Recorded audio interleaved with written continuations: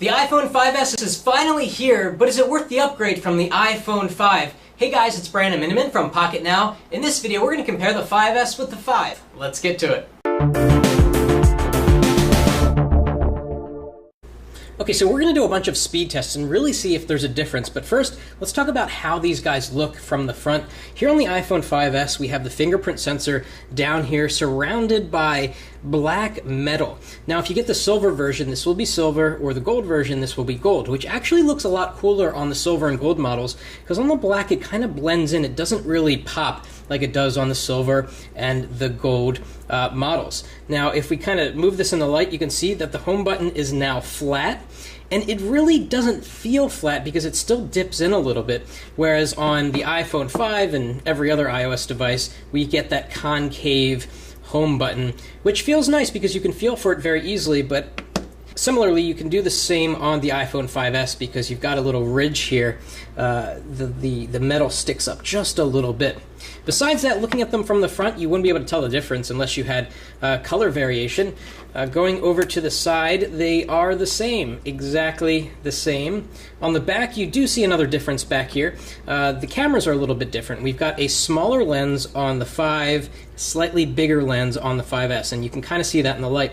We've also got that dual LED flash. There is an amber flash and a white flash, only a white flash on the iPhone 5. What this will do is take pictures that don't come out really like bright white, and we're going to do a lot of camera tests comparing these in the final review, so you can see if that actually makes a difference, and it really should.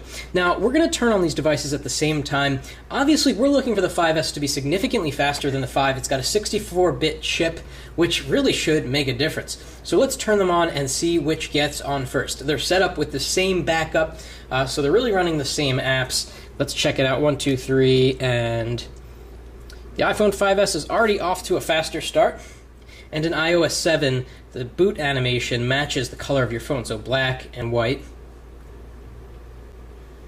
Okay, and the iPhone 5S got to the lock screen faster, significantly faster than the iPhone 5. And there we are. And right now it actually appears as if the brightness on the 5 is higher, so let's just equalize that for the sake of making this a fair video. And I'm just going to turn on full screen brightness.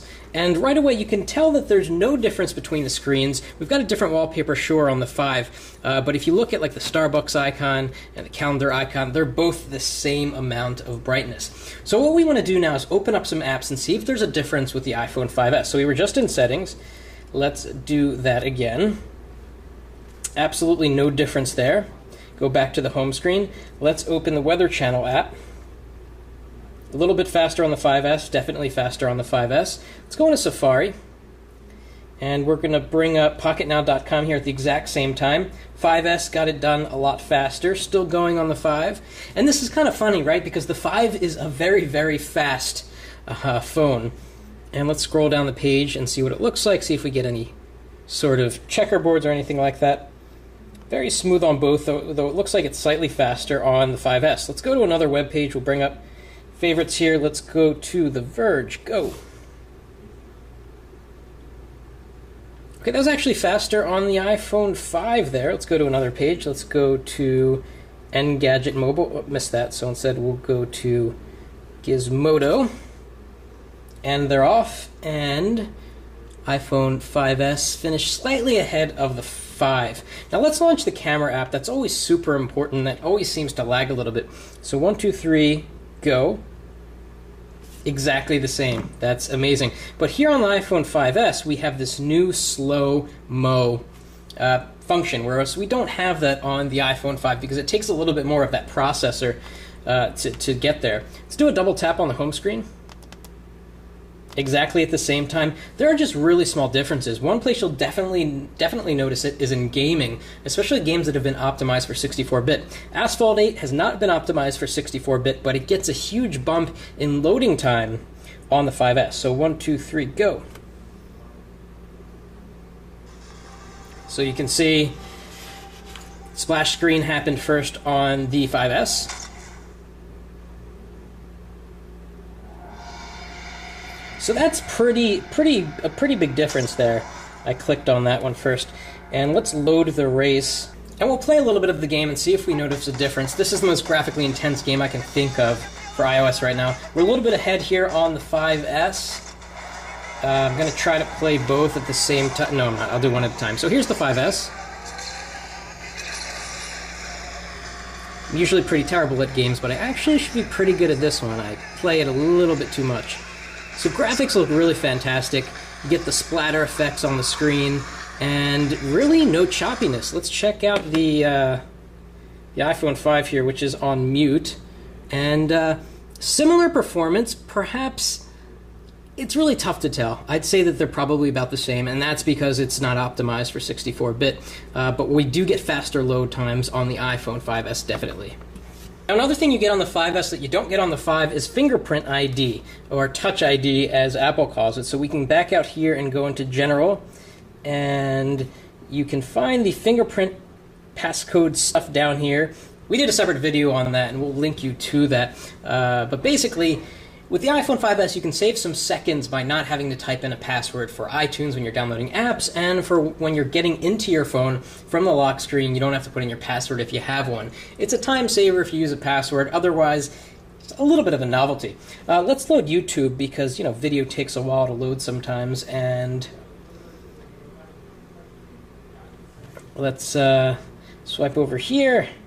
We'll go to Uploads, and we'll play a video and see which queues up faster. So we just did that fingerprint sensor setup video, so tap it at the same time. 1, 2, 3, go. A little bit faster on the 5S.